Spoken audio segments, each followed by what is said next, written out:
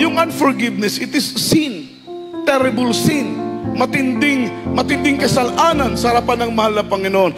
At yung kasalanan na yan, it harden our heart. Pinapatigas yung puso natin. Kaya kapag may galit ka, napakahirap damhin ang presensya ng Diyos.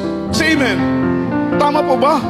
Tama po ba? Kapag may galit ka, may sama ka ng loob, dadalo ka sa gawain ng mahal na Panginoon, galit ka sa mister mo, galit ka sa kapatid mo, may galit kang tao, dadalo ka sa gawain ng mahal na Panginoon. Napakahirap maramdaman ang presensya ng mahal na Panginoon. Dahil barrier yan, hadlang yan para maramdaman mo ang presensya ng Panginoon. Pinapatigas ang puso mo kapag may galit ka. Kaya bilang Kristiyano, winawaksin natin ang galit before tayo sumamba, before tayo dumalo. Winawaksin natin ang galit dahil mga minamahal, mahalaga sa atin na tayo dadalo na maramdaman ang presensya ng Panginoon. Hindi tayo pumapayag na uuwi. Hindi tayo pumapayag na matatapos ang banal na gawain na hindi man lamang natin maramdaman ang presensya ng Panginoon. Isang malaking kalugian. Sabi ng mahal na pastor, isang malaking kalugian. Dadalo ka sa gawain ng Diyos. Say amen.